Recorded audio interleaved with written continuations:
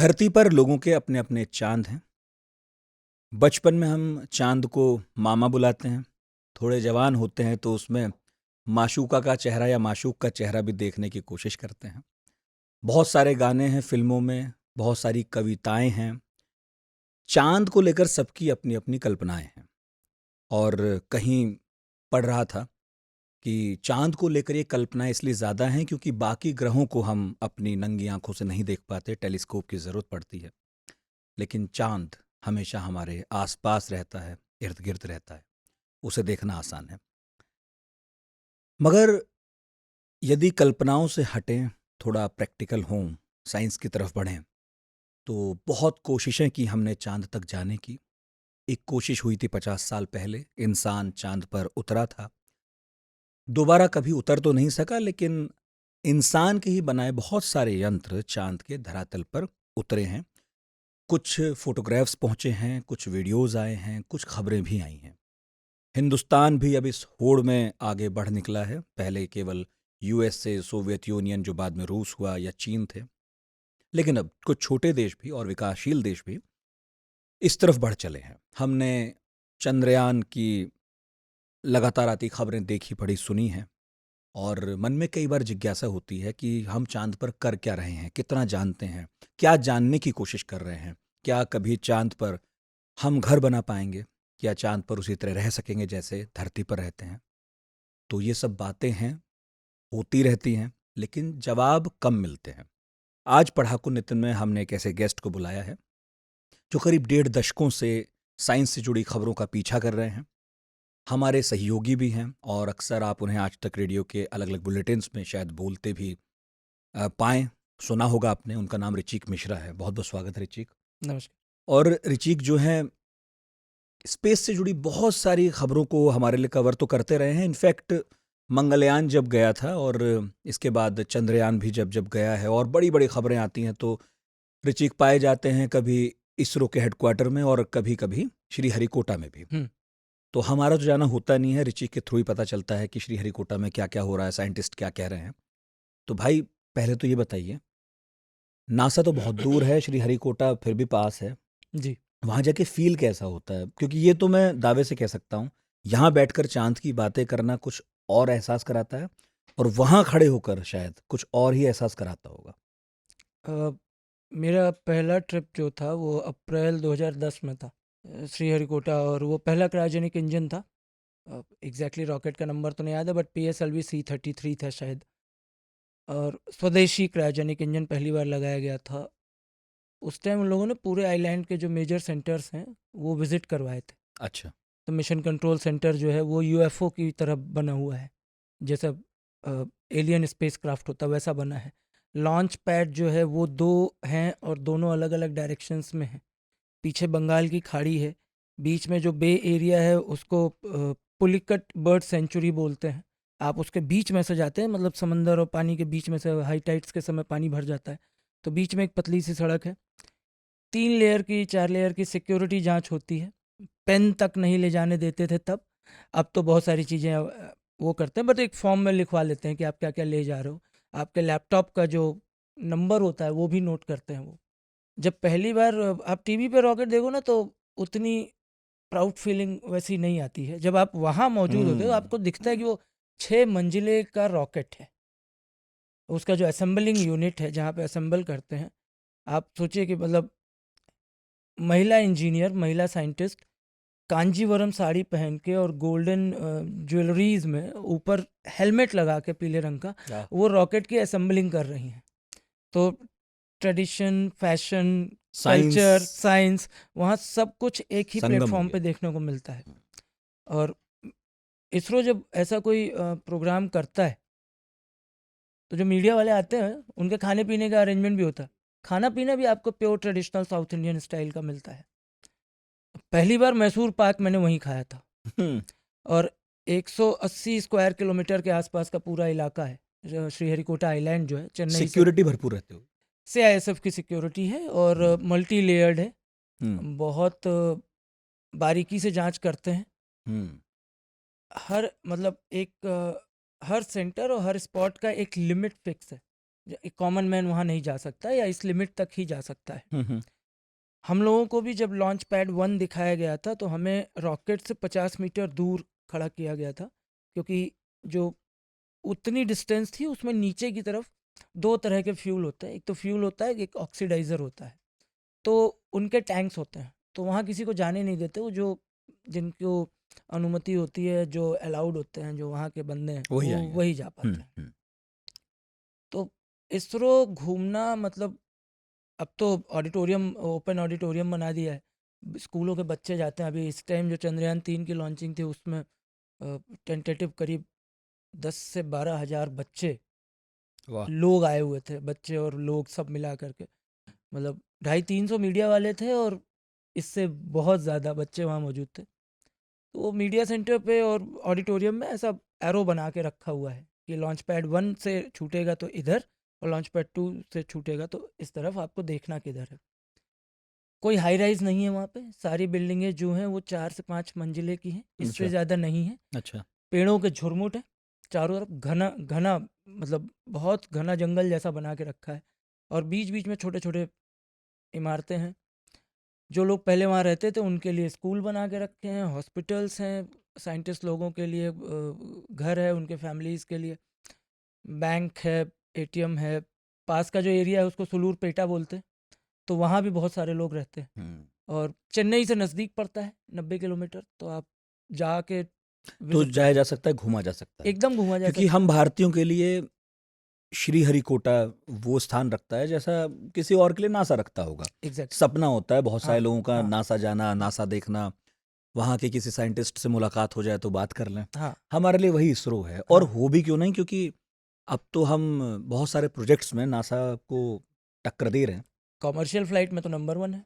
हम्म। जब commercial flights की बात आती है तो इंडिया और इसरो दोनों में से आप किसी का भी नाम ले लो, नंबर 1 पे है। हम किफ़ायती बहुत हैं, और छोटे सैटेलाइट्स जो हैं जिनके लिए बहुत बड़ा खर्चा करने की ज़रूरत नहीं है। आपको स्पेस एक्स के फाल्कन 9 रॉकेट की ज़रूरत नहीं है, या एरियन 5 रॉकेट की ज़रूरत नहीं है। तो आप PSLV, GSLV, SSLV, अब तो माइक्रो सैटेलाइट्स छोड़ने के लिए प्राइवेट कंपनियां भी आ गई हैं, संपर्क करती हैं। संपर्क कर रही हैं। हाँ। अभी रिसेंट में विक्रम रॉकेट का लॉन्चिंग सक्सेसफुल था, वो देखा गया। तो इसरो इस मामले में किफ़ायती है, किफायत। इसलिए अभी मतलब दुनिया के करीब 35 देश हैं जिनके करीब 400, 390 के आसपास सैटेलाइट्स जो हैं वो इसरो सक्सेसफुली लॉन्च कर चुका है। हाँ, मतलब किसी मुल्क के लिए बड़ी बात तो है ही जिसने कभी साइकिल पर रखकर रॉकेट के पुर्जे हाँ पहुंचाए हों। एग्जैक्टली।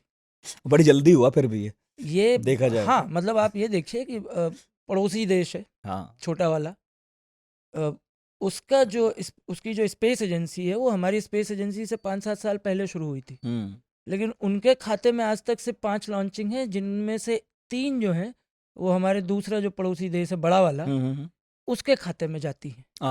और हम उसका सही उसके हो बाद गया। शुरू हुए हैं, और हम आज कहाँ हैं।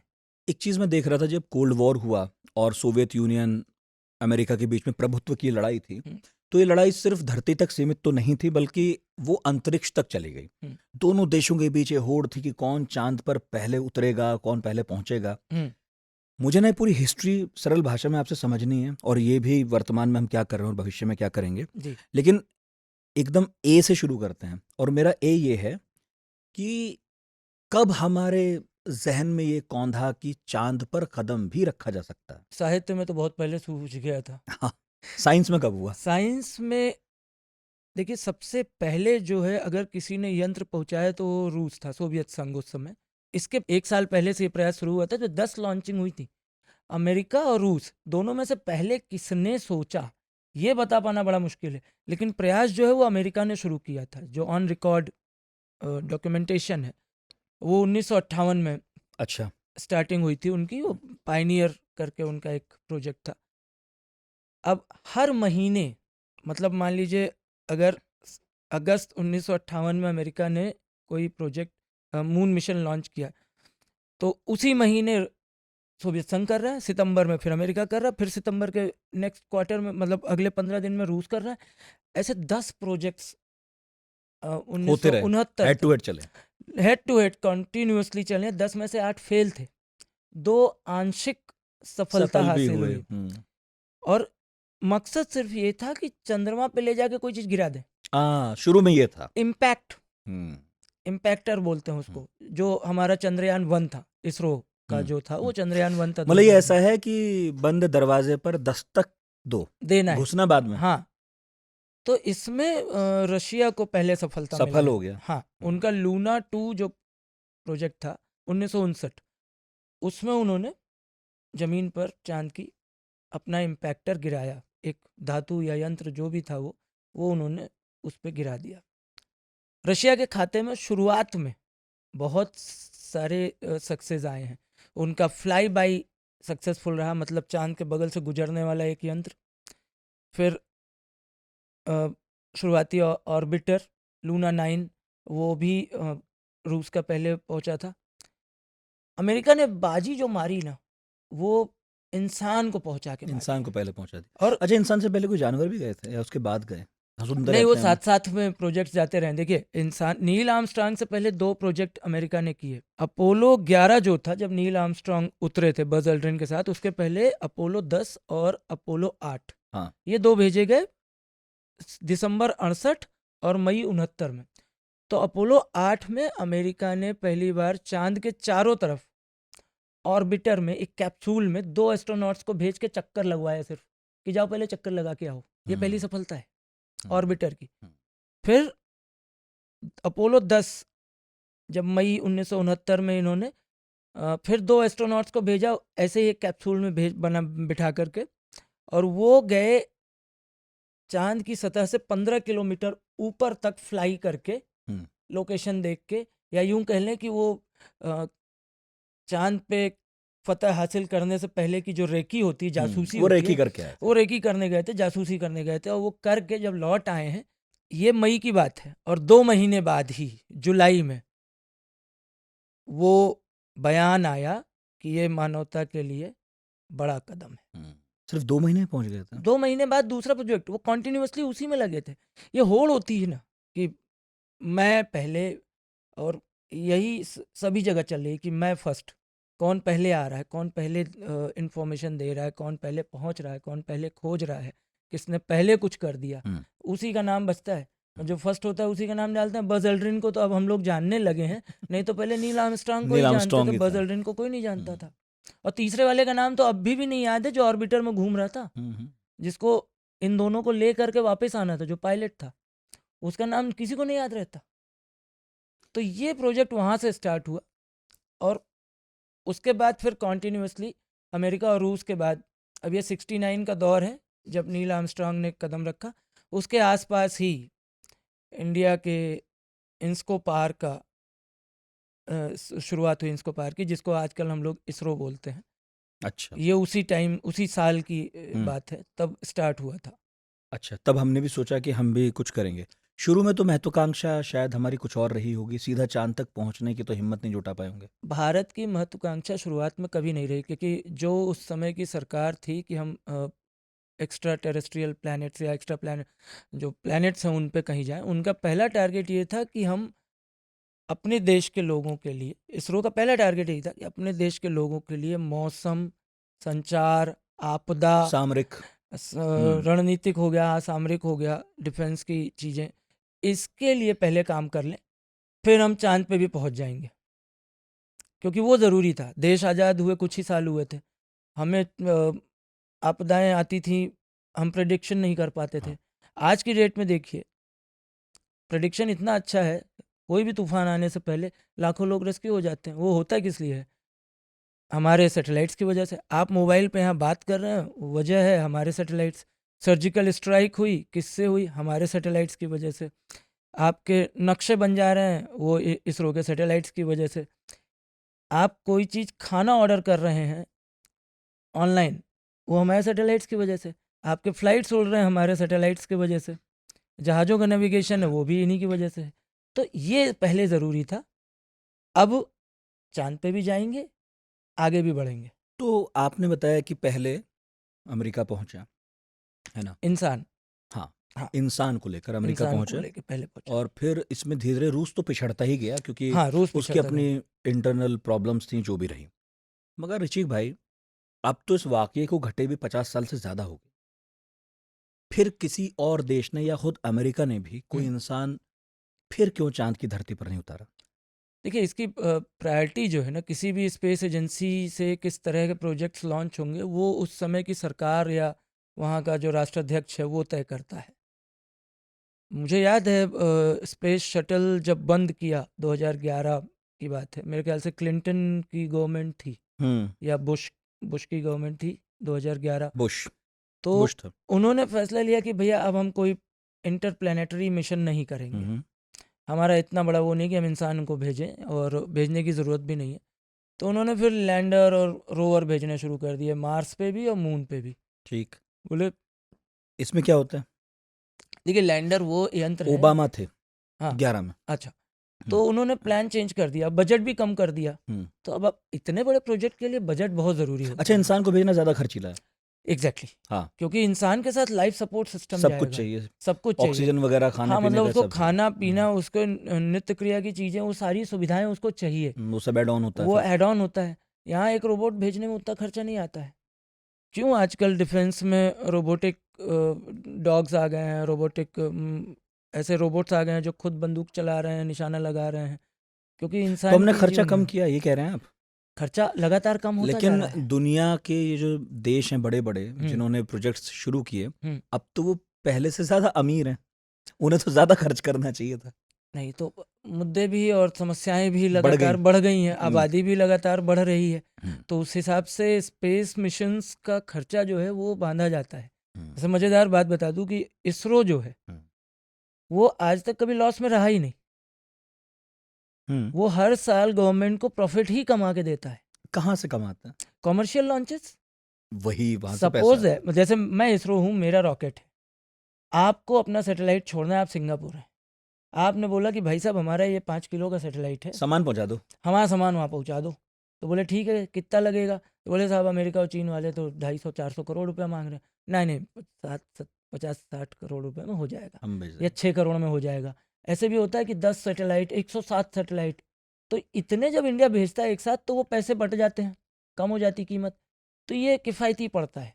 हम्म। तो हम किफ़ायती भी हैं हाँ, और मुनाफे का सौदा भी है हमारी सरकार के लिए। हमारी सरकार। लेकिन नासा वगैरह को ये प्रॉब्लम आ रही है, क्योंकि मैं पिछले कुछ दिनों से जब इस पर अध्ययन कर हाँ, रहा था तो पाया हाँ, कि सरकारों ने तो हाथ खींचे ही हैं, हम्म, साथ में अब ये भी है कि भाई जो 8 कंपनियां ऐसी हैं जो इन्वेस्ट करने को तैयार हुई हैं कि चलिए सरकार हम्म, सब्सिडी वगैरह जो भी है सो अलग, हम्म, हम आपको इन्वेस्ट कर देंगे, आप अपना प्रोजेक्ट चला लो। हाँ, लेकिन उसमें फिर जो है इस तरह के कॉन्ट्रैक्ट हैं कि अगर हमें कोई मुनाफा होता है ऐसी परियोजनाओं से तो वो बांटना पड़ेगा। हाँ। अब मेरे मन में तो सवाल ये आया कि ऐसा मुनाफा होगा जो बांटना पड़ेगा, वहां तो अभी कुछ हो ही नहीं रहा है, तो क्यों ये कंपनियां पैसा खर्च करने को भी तैयार हैं नासा के लिए? देखिए नासा ने अभी लास्ट ईयर 12 प्राइवेट कंपनीज हैं हम्म, उनके साथ कॉन्ट्रैक्ट किया है हम्म, अर्टेमिस मिशन के लिए, जो इनका अगला ह्यूमन स्पेस फ्लाइट है मून के लिए, चंद्रमा पे जाने भेजने वाले हैं जो इंसानों को, उसके लिए। ये जो भी कंपनियां हैं ये अलग अलग हिस्सा बनाती हैं। कोई लाइफ सपोर्ट सिस्टम बना रहा है, कोई सूट बना रहा है, हम्म। कोई रॉकेट बना रहा है, कोई रॉकेट का हिस्सा बना रहा है, कोई फ्यूल दे रहा है।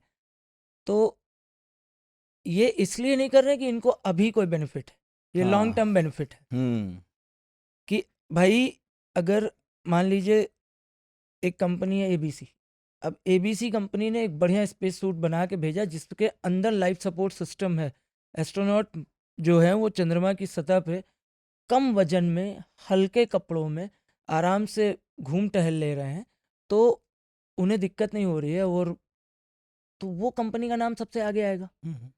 मार्केट जो है स्पेस और इंडस्ट्री, आगे चल के जब पर्यटन बढ़ेगा चांद पर तो इसी कंपनी के तो इस दिखेंगे। कंपनी का भाई कि सबसे पहले भाई इस कंपनी का जूता था वो बहुत मजबूत था, इस तरह के फायदे हैं। इस तरह का बेनिफिट है। ठीक है, ये बताइए ऋषिक भाई, जब हम चांद की कल्पना करते हैं जी। तो वहाँ बस्ती बसाने की भी बहुत सोचते हैं। सब लोग सोचते हैं कभी होगा जब इंसान चांद पर पहुंचेगा, घर बनेंगे, कॉलोनियां होंगी, और कभी खुदा ना खास्ता धरती पर संकट आया तो चांद पर रह लेंगे। हाँ। जिन पे पैसा है कम से कम वो तो पहुंच ही जाएंगे, हाँ। है ना। कुछ कंपनियां ऐसी हैं जो चांद पर जमीन भी बेच रही हैं। हाँ। वो फ्रॉड है क्या है वो तो आप बताइएगा, जी। मगर दो प्रश्न इसमें जुड़े हैं। एक तो ये जो वो उन कंपनियों के बारे में बताइए जो चांद पर जमीनें बेचती हैं, लोग खरीदते हैं, और दूसरा ये भी कि क्या वाकई ये केवल कल्पना है या फिर लगता है कभी 100-50 साल में हम वहाँ बस्ती बसा ही लेंगे 100 साल तो नहीं, 50 साल में तो संभव है। और जल्दी होगा। हाँ, ये 50 साल के अंदर पॉसिबल है। बस्ती, अब आप उसको 10 लोगों के रहने लायक बस्ती बोलें या 10,000 लोगों के रहने लायक, ये तो समय बताएगा। लेकिन वहाँ पे इंफ्रास्ट्रक्चर खड़ा किया जा सकता है। मून पे इतना बेसिक एलिमेंट्स मौजूद है कि वहाँ किसी तरह का कंस्ट्रक्शन किया जा सके। यहाँ कैसा से ये रोडी बजरी वाला या टेंट लगाएंगे? आप इसको इस तरह से भी कह सकते हैं हम्म, कि रोड़े बजरी वाला कंस्ट्रक्शन नहीं होगा, वो हम्म, बेसिकली ऐसा कंस्ट्रक्शन होगा जो धातु पर निर्भर करेगा। एक ऐसा धातु जो मोल्ड करके आराम से एक गुंबदनुमा या अच्छा। पिरामिड जैसा या चौकोर स्ट्रक्चर बना दिया जाए, जिसके अंदर लाइफ सपोर्ट सिस्टम लग जाए, उसमें इंसान रहेगा। बाहर बाहर निकलेगा तो वो स्पेस सूट में ही निकलेगा। हम्म। अंदर आप फेवरेबल कंडीशंस क्रिएट कर सकते हैं, जैसे बाहर हम नहीं। अक्सर करते हैं जब हाँ, एस्ट्रोनॉट्स जाते हैं तो अंदर आप तो आप रहता अपने ही है। घर पे ही देख लीजिए। हम्म, अगर आप नोएडा में रह रहे हैं 15वें या 16वें माले पे, और गर्मियों में आप हर कमरे को अपने अकॉर्डिंग हम्म, एडजस्ट करते हैं ताकि टेम्परेचर मेंटेन है। हम्म। एसी लगा है, पर्दे लगे हैं, गमले लगा रहे हैं, पेड़ पौधे लगा रहे हैं। ऐसे ही हमें वहाँ पे मशीनों के थ्रू ये सारा काम करना होगा। और ये कह कौन रहा है, ये दावा किसका है? बहुत सारी एजेंसीज हैं, नासा भी बोलती है, वैज्ञानिक भी बोलते हैं अलग अलग देशों के, और प्राइवेट एजेंसीज, प्राइवेट कंपनियां जो हैं वो भी ये दावा कर रही हैं। अब सरकार तो पैसा नहीं खर्च करती है लेकिन फिर नहीं, सरकार इसलिए नहीं खर्च करती क्योंकि प्राइवेट पार्टनर्स आ गए हैं, वो उनके पास करेंगे। पैसा है।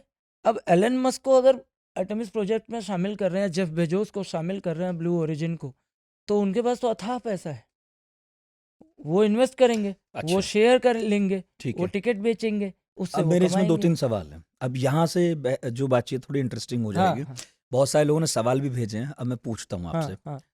एक तो मेरा सवाल फिर ये है कि चांद पर वो कौन सी धातु हैं जो आप कह रहे हैं कि वहाँ हैं कि हम उनसे कुछ ऐसा तो बना ही लेंगे जिसमें रह पाए। क्या वो धातु वैसी हैं जो धरती पर मिलती हैं या उनकी अपनी सतह पर कुछ ऐसा मिला है हमें, धरातल में कुछ नहीं, है? बहुत सारे जो हैं वो धरती से मिलते जुलते हैं। अच्छा। लोहा, मैग्नीशियम, सिलिकॉन, सल्फर, हम्म, ये सब मौजूद है।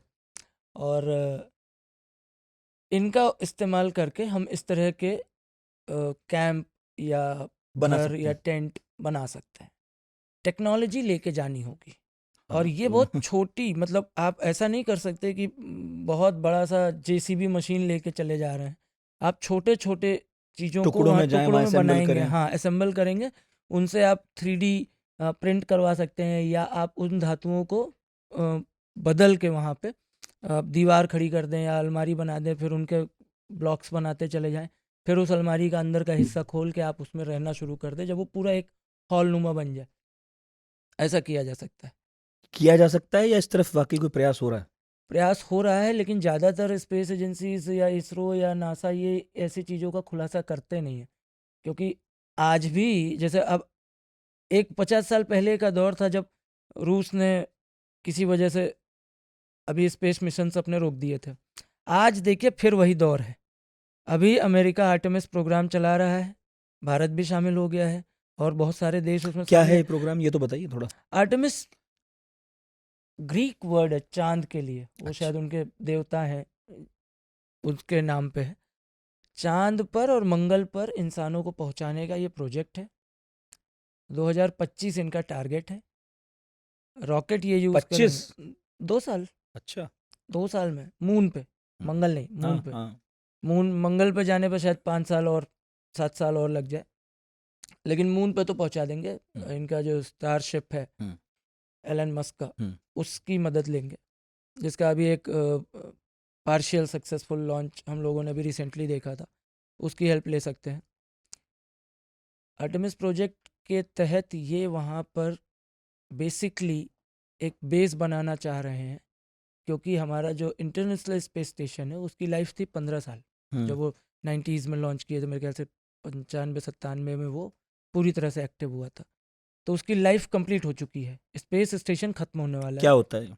इंटरनेशनल स्पेस स्टेशन जहाँ पे हमारे भारतीय कैप्टन राकेश शर्मा गए थे, या कोई सुनीता, जगह है ये वहाँ पर जगह नहीं है, अंतरिक्ष में? ये स्पेस में घूमता हुआ एक बहुत बड़ा सा घर है, या कार कह लें या बस कह लें, जिसमें 12-13 देशों के एस्ट्रोनॉट्स जाते हैं, वहाँ 6 महीने, 3 महीने, 9 महीने रुकते हैं, वहाँ स्पेस वॉक करते हैं। वहाँ ढेर सारी रिसर्च हो रही है कि स्पेस में लाइफ सर्वाइव कैसे कर सकती है, पेड़ पौधे उगा रहे हैं, वो वहाँ पर दवाइयों लगातार घूम रहा है।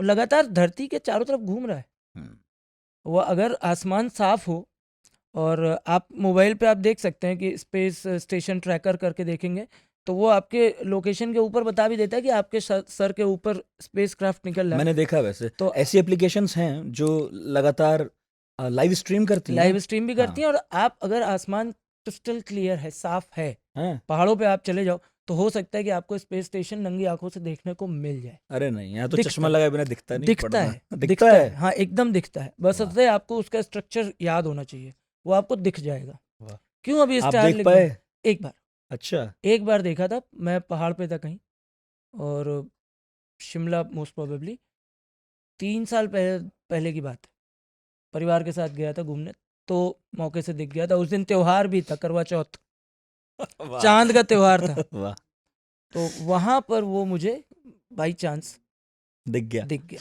अच्छा, हाँ, तो उसके बारे में बता रहे थे। तो स्पेस स्टेशन जो है वो खत्म होने वाला है, और 2030-31 में अमेरिका और जो बाकी देश हैं, कनाडा, जापान, यूरोपियन कंट्रीज जो हैं, वो उसको डिसमेंटल करके वापस लाएंगी। तो कुछ चीज़ें तो खत्म हो जाएंगी एटमॉस्फेयर में एंट्री करते ही, कुछ चीज़ें यहाँ वापस आएंगी। तो अब ये चाह रहे हैं कि एक परमानेंट बेस हो जहाँ से हम अर्थ को लगातार मॉनिटर कर सकें। ये ह्यूमन वेलफेयर के लिए भी है, नेक्स्ट स्टेशन है स्पेस में, और आगे की जर्नी करने के लिए आप उसको एक मिडवे, एक पड़ाव भी है। पड़ाव कह सकते हैं। लेकिन आप जैसे चांद के लिए कह रहे हैं, ठीक है, रहने के लिए हम कुछ बना लेंगे, पानी तो चाहिए, या वो भी यहाँ से ले जाएंगे? बहुत खर्चा नहीं नहीं, होगा? पानी नहीं ले जाएंगे। चंद्रमा के सॉइल पे, और जो उसका डार्क पोर्शन है, जो फार साइड बोलते हैं, जहाँ कभी सूरज की रोशनी नहीं नहीं पहुँचती। पड़ती है, वहाँ पे बर्फ मिली है, और वो आइस या तो मीथेन की होती है या कार्बन डाइऑक्साइड की होती है। उसको कन्वर्ट करने के यंत्र ले जा करके वहाँ पे लगाएंगे, और उससे कन्वर्ट करेंगे, प्लस सोलर एनर्जी का बेनिफिट लेके वहाँ के वायुमंडल में हाइड्रोजन है, उसको यूज करेंगे। ये टेक्निक है, उससे पानी डेवलप करेंगे। कितना है, पर्याप्त होगा, ये पता चला? वैसे 1-1.5 साल पहले किसी नासा के या हार्वर्ड यूनिवर्सिटी के किसी साइंटिस्ट की एक हाँ, स्टडी आई थी, जिन्होंने दावा किया था कि करीब 1 लाख लोगों के पीने भर का पानी करीब 100-150 सालों तक चांद पे है। फॉर्मेट अलग है, उसे हमें पीने लायक बनाना होगा, प्रोसेस करना। प्रोसेस करना है। तो प्रोसेसिंग के लिए जो यंत्र जाएगा, उसका थोड़ा सा खर्चा आएगा, वो एक बार का होगा, वो एक बार जो दो भी एक बार दो बार जो भी का लगे, सर्विसिंग हाँ वर्विसिंग हाँ, करनी तो पड़ेगी। वो उसका एक खर्चा आएगा। पॉसिबिलिटी है, हाँ देखिए, ये कहना आप गलत होगा कि हम फ्यूचर में कभी चांद पे नहीं जा सकते या मंगल पे नहीं जा सकते। नहीं, किसी जाना में ठीक है, वो नहीं है। स्टे करना हाँ, पॉसिबल है, एकदम पॉसिबल है। अच्छा। हमें पहले नहीं पता था ना। और हम गुरुत्वाकर्षण का क्या होगा? ग्रेविटी है गुरुत्वाकर्षण वहाँ? की ग्रेविटी नहीं है। जैसे यहाँ पे मान लीजिए, अगर 6 किलो हम वजन में बता देते हैं कि 6 किलो ग्रेविटी आप महसूस कर रहे हैं, तो वहाँ पे 1 किलो होगी, 1/6 हो जाती पर है, कम है। आप चलेंगे, थोड़ा उछल उछल के चलेंगे। आपने अगर एक कदम बढ़ाया है, तो आप हो सकता है 1 फीट 1.5 फीट हवा में जा करके फिर नीचे उतरें। उसमें तो मजा ही आएगा। हाँ, एकदम आएगा, वो झूला झूलने जैसा ही मजा है। अच्छा, तो गुरुत्वाकर्षण वहाँ है ही, पानी वहाँ पहुँच ही गया, हवा का क्या करना है? हवा तो बनानी ही पड़ेगी, उसका कोई ऑप्शन नहीं है। जैसे पानी बना नहीं, रहे तो वैसे इस तरफ हवा भी नासा करेंगे। या इसरो कोई सच में ईमानदार प्रयास हो रहे हैं, या ये केवल अभी थियरी में है कि हाँ हो तो सकता ही है, सब कुछ है, कर भी रहे नहीं, हैं? कर आप कह रहे रहे बता भी हैं, नहीं रहे। कर रहे हैं, बताते भी नहीं है कई बार। लेकिन इसका छोटा एग्जाम्पल देख लीजिए ना, अभी कोविड में हमारे यहाँ ही DRDO ने ऐसी मशीनें बनाई जो लोगों को ऑक्सीजन सप्लाई कर रहा है कॉन्टीन्यूसली, वहीं बन रहा है उसी में, और वहीं मिल रहा है। सीधे मरीज के नाक में जा रहा है। तो ये मशीन वहाँ भी तो जा सकती है। कुछ केमिकल्स लगेंगे, वो अवेलेबल हो और जाएंगे। खाने का क्या करें? खाना तो उगाना होगा, खाना तो पैकेज फूड, कुछ दिन तो पैकेज फूड चलेंगे। हम्म, आप जो और हम और उन्हें वहाँ गंदा करेंगे, चांद की धरती को। गंदा तो करेंगे, इंसान की खासियत यही है। अपना ग्रह भी गंदा करेंगे, दूसरा वाला ग्रह भी गंदा करेंगे। सफाई कहाँ है यहाँ फितरत में? मैंने पहले कुछ साल पहले सुना था कि वहाँ पर कोई फूल सब्जी कुछ उगाने की कोशिश हुई है और आंशिक सफलता भी मिली है। स्पेस स्टेशन पे, अच्छा। चांद पे नहीं। नहीं, वहाँ नहीं। नहीं, स्पेस स्टेशन पे टमाटर, पालक और मिर्ची, कुछ फूल, हम्म, जो फूलों के तो नाम नहीं याद है, बट इनको उगाया गया है। हम्म, और वो टमाटर, वो छोटे वाले टमाटर जो आते हैं ना रेस्टोरेंट्स में, उनको क्या बोलते हैं, वो इतने से होते हैं, वो स्ट्रॉबेरी टाइप के छोटे से दिखते हैं, वो उस साइज़ के टमाटर, और मिर्ची और पालक के पत्ते, हम्म। ये उन लोगों ने बना के, और जो ज़मीन से जो बर्गर गया था, मैकडी मैकडी ने बकायदा, मैकडी या केएफसी था, मुझे एग्जैक्टली नहीं याद है, शायद पिज़्ज़ा हट, इन तीनों में से कोई एक कंपनी थी जिसने बकायदा रॉकेट पे पेंट करवा के भेजा था स्पेस स्टेशन, कि हम भेज रहे हैं, डिलीवरी कर रहे हैं। तो वो बर्गर में वो पालक कॉर्पोरेट लगा पहले के पहुंच खाया। जाता, देखिए। एग्जैक्टली ऐसे ही पैसा आएगा। जो आप पैसे की बात कर रहे थे ना, जब कॉर्पोरेट शामिल होगा तो एडवर्टीजमेंट शामिल होगा, विज्ञापन करेंगे ही। भाई रॉकेट का टुकड़ा कहीं गिरेगा वापस, तो उस पर लिखा हुआ होगा कि भैया ये पार्ले जी वाले हैं, हम आए थे। हम आए थे। हम तो वहाँ पहुँचे 50 साल पहले, फिर कोशिश कर रहे हैं जाने की। हम्म। क्या तब और अब और बीच में कोई निशान, कोई बात ऐसी मिली जिससे पता चल सके कि वहाँ हमारी धरती के अलावा भी कभी कोई आया था, या कोई रहता है पहले से? इसका कोई आधिकारिक पुष्टिकरण या दस्तावेज नहीं है, कहानियां हैं। नासा छिपा रहा है, रूस छिपा रहा है, इसरो के पास ऐसा कोई दस्तावेज है नहीं। हाँ, चंद्रयान 1 जो है वो वहाँ पे गिरा पड़ा है, हम्म, इम्पैक्टर था। अब नासा के लोगों ने जो निशान छोड़े हों उतरने के बाद, वही वहाँ मौजूद होंगे। इसके अलावा तो कोई गया नहीं। नासा ने अपने 24 एस्ट्रोनॉट्स को चंद्रमा पे भेजा। हम्म। 24 वो हैं जिन्होंने ज़मीन पे पैर रखे। अच्छा, वो पैर के निशान अभी हैं? वो राकेश शर्मा, नहीं सॉरी, राकेश शर्मा कह रहा हूँ, वो नील आर्मस्ट्रांग, नील नहीं आर्मस्ट्रांग नहीं, और सवाल ही नहीं बज़ उठता, ऑल्ड्रिन नहीं नहीं, नहीं सवाल है। ही नहीं उठता। तो यही मेरा सवाल इससे जुड़ा हुआ था। क्या वहाँ आंधियाँ चलती हैं, हाँ, भूकंप आते हैं, क्या हो रहा है वहाँ की धरती में? भूकंप आते हैं, बहुत माइनर होते हैं वो। एक, अगर यहाँ के रिक्टर पैमाने पे नापे तो 1 या 2 रिक्टर पैमाने पे, वो बहुत यहाँ से पता ज़्यादा नहीं चलते हैं। सुरक्षित है? सुरक्षित कई मामलों में है, कई मामलों में नहीं भी जैसे? है। अब नहीं है मतलब आपका हवा ही नहीं है। हाँ, ठीक है। अगर गलती से भी स्पेस सूट में आपके लीकेज हो गई तो आपकी शरीर तुरंत ही नीला हो जाएगा, आंखें बाहर आ जाएंगी, स्पॉट छोड़ देंगी। जितना प्रेशर आपके शरीर में है हवा का, वो सब निकल जाएगा। तो इस तरह के खतरे भी हैं। और सबसे बड़ा खतरा जो है ना, वो चांद पे हर दिन करीब 100 से 150 उल्कापिंड टकराते हैं। अच्छा, वो जो चांद पे जो रोज रोज वो जो गड्ढे द- बने हैं ना, वो ऐसे नहीं बने। धरती पर कितने टकराते हैं? धरती पे भी गिरते हैं, लेकिन मैक्सिमम जो है ना छोटे होते हैं, जल के खत्म हो जाते हैं। तीन अंदर चार आते आते? तीन चार जो होते हैं वो कहीं समंदर में गिर गए, तो उनकी खबर ही नहीं मिलती। और जो जिनकी खबर मिलती है वो तो सबको पता ही चल जाता है। जो कुछ दिन पहले रूस में हुआ था, बगल से खाली गुजर गया था रशिया के ऊपर से, तो करीब 15-150 किलोमीटर तक की इमारतों की खिड़कियां टूट गई थी, बाप रे। और कई लोग और ये घायल भी हुए चांद थे। पे रूटीन है? रूटीन, चांद का रूटीन तो ऐसा है कि दिन में टेम्परेचर जो है वो करीब 150 डिग्री सेल्सियस तक पहुंच जाता है, तो उससे बचने के लिए वैसा स्पेस सूट होना चाहिए। और रात में टेम्परेचर -170 तक रहता है रोशनी वाले इलाके में। और डार्क साइड में माइनस वाला जो टेम्परेचर है, कम वाला, वो 2 गुना 3 गुना तक और चला ज्यादा जाता है? है, चला जाता है, मतलब -300 -350 इस लेवल पे। चांद क्या धरती की तरह ही घूर्णन और परिक्रमा दोनों करता है? हाँ, अच्छा। धरती के चारों तरफ उसकी जो स्पीड है करीब 1400 कुछ किलोमीटर पर आवर की स्पीड के आसपास है, थोड़ा ज़्यादा है, हम्म। इससे ज़्यादा है। और 4.2 किलोमीटर पर सेकंड की गति है। तो इसको अगर घंटे में तब्दील करेंगे तो 4×6 = 24 और गुणे 60, 2400 गुणे 60 कर लीजिए, तो उतनी स्पीड से वो चांद के चारों तरफ घूम रहा है। ये धरती के घूर्णन से ज़्यादा हो गया। धरती की गति जो है वो करीब सुपरसोनिक है, 1600 किलोमीटर पर आवर की स्पीड है।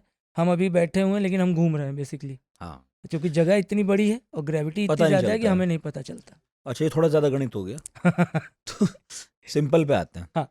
चांद पर कुछ जगह ऐसी हैं जो हमें बात कर रहे थे कि हाँ जहाँ सूरज की रोशनी पहुँचती है, कुछ जगह ऐसी है जहाँ नहीं पहुँचती। जी। हम वहाँ जहाँ पहुँचे हैं, हम्म। किस जगह पहुँचे हैं? जहाँ पहुँचती है रोशनी या नहीं पहुँचती है, वहाँ पहुँचे हैं? हाँ, ये बहुत कन्फ्यूज़न है लोगों के मन में, तो क्लियर कर देता हूँ। मैं नहीं कर रहा हूँ, इसरो चीफ ने इस बार क्लियर किया है। अच्छा। ये स्पष्ट कहा है उन्होंने हुँ, कि हम चांद के दक्षिणी ध्रुव पर नहीं जा रहे हैं। चंद्रयान 3 के लैंडर की लैंडिंग जो है वो दक्षिणी ध्रुव के पास में होगी, रोशनी वाले इलाके में। क्योंकि अगर उसके सोलर पैनल को ऊर्जा सूरज की रोशनी नहीं मिलेगी तो चंद्रयान जो 14 दिन वहाँ काम करने वाला कर ही नहीं पाएगा। उसे सूरज की रोशनी चाहिए। उसे सोलर पैनल पे ही चलना है, तो वो एनर्जी उसको रोशनी वाले इलाके में ही मिलेगी। हाँ, हम नज़दीक जा रहे हैं, इतने नज़दीक अभी तक कोई नहीं गया है कि हम साउथ पोल से जितने नज़दीक जा रहे हैं उतना नज़दीक इससे पहले चाइना गया था, उसका चांगी 5 हाँ, प्रोजेक्ट जो था वो गया था। लेकिन अब हम और उसके नज़दीक जा रहे हैं, थोड़ा और आगे बढ़ रहे हैं, हिम्मत जुटाया है। अभी तक कोई यहाँ तक जा नहीं पाया क्योंकि चांद के नॉर्दर्न हेमिस्फेयर जो ऊपरी हिस्सा है, ऊपर का गोलार्ध जो है, उस हिस्से में ज़्यादा लैंडिंग हुई है, वो भी रोशनी वाले इलाके में। ये करवा रहे हैं थोड़ा नीचे की तरफ, अब ये हमने प्रयास वो कर रहे हैं। एक्सप्लोर करना शुरू किया है हम्म, जहाँ अंधेरा रहता है। अंधेरे के पास उतरेंगे, अंधेरे पे हाँ, नहीं मतलब जाएंगे। धीरे-धीरे उसके पास हाँ जाएँगे। हाँ। तो क्या इसके बहुत सारी संभावनाएँ हैं कि जो हमने रोशनी वाले एरिया में पाया होगा, हम्म। उससे कुछ अलग, कुछ उलट, कुछ नया, कुछ और उम्मीद जगाने वाला उस इलाके में मिले, जो रोशनी में नहीं रहता? देखिए, सबसे पहले अगर कुछ मिलेगा तो वो तो ठंडक और बर्फ़ होगी। पानी तो होगा? बर्फ़ है तो पानी की संभावना भी बढ़ जाती है। हुँ, इसके अलावा वहाँ क्या मिलेगा? हुँ। हो सकता है कोई एलियन प्रजाति मिल जाए, कोई कुछ किसी इस तरह के तरह का जीवन का गड्ढा कोई मिल साइन नहीं जाए, मिला है क्योंकि अभी तक एलियंस नहीं। के अलावा भी मतलब जैसे मैं अभी भी हम कुछ दोस्त बात कर रहे थे हुँ, कि कीट पतंगे कीड़े मकोड़े कुछ नंगी आंखों से ना देख सकने वाले मतलब हम नहीं देख हुँ। पाते वैसा कुछ कोई जीव नीचे कहीं सतह में कुछ नहीं, भी। अभी तक नहीं। अभी तक ऐसा कुछ नहीं। क्योंकि इन सारी चीज़ों के लिए जो ज़रूरी है वो है वायुमंडल, एटमॉस्फेयर, वो है नहीं। ऑक्सीजन, वो वहाँ नहीं है। नहीं, क्या मालूम किसने लाइफ़ इवॉल्व का कर लिया हो। लाइफ़ का लाइफ़ की जो स्टार्टिंग होती है वो अमीनो एसिड से होती है। अगर अमीनो एसिड्स का कोई हिस्सा, कोई मतलब एक आध अमीनो एसिड भी मिले तो ये उम्मीद जगाई जा सकती है। लेकिन अभी तक ऐसा पुख्ता तौर पे सामने नहीं आया है।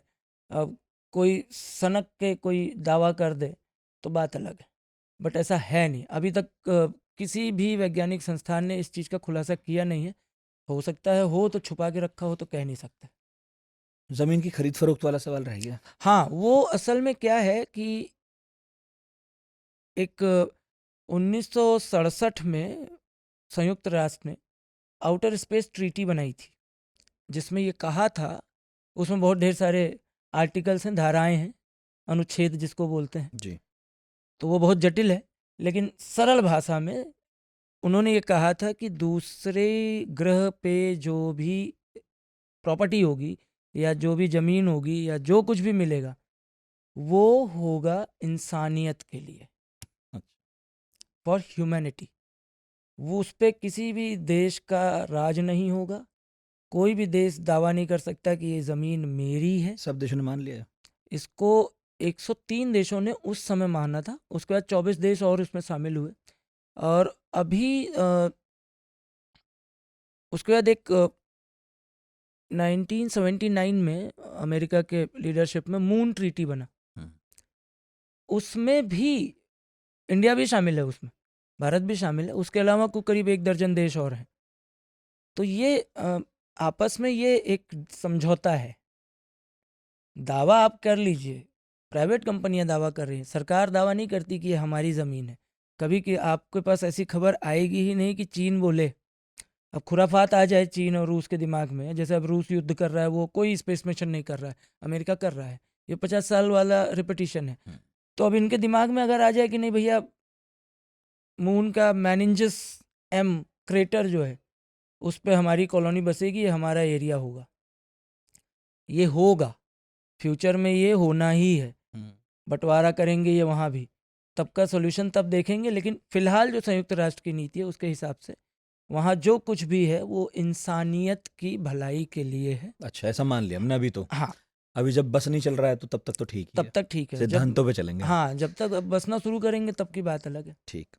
अच्छा, कितना इम्पोर्टेंट है चांद धरती के लिए? यदि चांद एक दिन खत्म हो जाए तो क्या परिवर्तन हम धरती पर पाएंगे? सबसे ज़्यादा ज़रूरी एक तो होता है समुद्र की लहरों का उठना और बैठना। असल में देखिए, दो चीज़ें हैं। जैसे चांद जो है वो हमारे समुद्र को एक करंट देता है। आप एक ग्राफिक्स है ट्विटर पे अवेलेबल, आप कोई भी उसको जाके देख सकता है, यूट्यूब पे भी देख सकता है कि चांद के मूवमेंट के साथ साथ समुद्र जो है ना थोड़ा सा उठता है, चांद की डिस्टेंस के हिसाब से उठता है, तो वो उसके मूवमेंट को करंट देता है, क्यों मतलब उठता है? चांद देता है। खिंचाव है, मैग्नेटिक खिंचाव है। अब ये जो ओशन का मूवमेंट है ये धरती के अंदर की जो चीज़ें हैं, टेक्टोनिक प्लेट्स हैं, उनको मूवमेंट प्रोवाइड करता है, जिससे अंदर के कोर को एनर्जी मिलती है।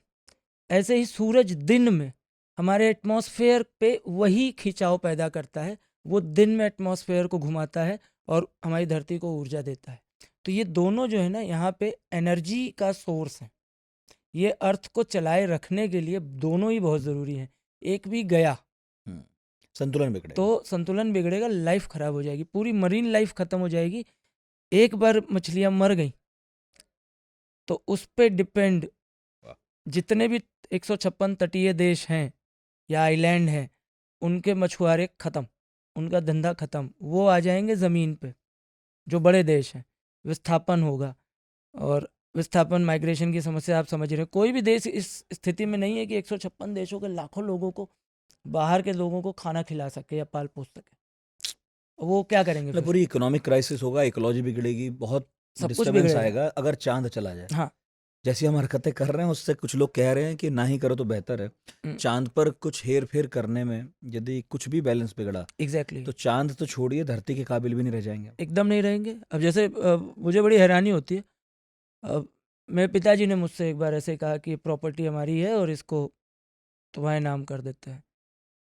मेरे समझ में ये नहीं आता, ये जो पीढ़ियां हैं ये अपने बच्चों के लिए बचा क्या रही हैं? भाई भाई, प्रॉपर्टी आप किसके नाम कर रहे हो? कल पता नहीं है कि हम जहाँ बैठे हैं वो ज़मीन धंस जाएगी, हाँ, वो तो है। यहाँ आग लग जाएगी, यहाँ रहने लायक कुछ नहीं बचेगा। तो ये तो आप सरकारी कार्रवाई है जो हम कर रहे हैं आ- आप कागज ना। पर, धरती भला किसकी? धरती किसकी है, मौसम की हवा किसका है? वो बदल गया तो आप क्या कर लोगे? हम्म। अब चेरनोबिल में एक हादसा हुआ इंसानों की वजह से, आज वहाँ कोई रहता ही नहीं है। अच्छा, ये बताइए, इस पर तो बहुत थियरी है, चांद बना कैसे? कुछ लोग कहते हैं धरती का ही हिस्सा है, कुछ कहते हैं तो एस्टेरॉयड था, टकराया और फिर ऐसा हो गया, कुछ कहते हैं कि धरती के गुरुत्वाकर्षण से बंध कर घूमता है, कुछ कहते हैं कि धरती उसके हिसाब से घूमती है। आया कहाँ वैज्ञानिकों से की ये? अलग अलग थ्योरी है, हाँ।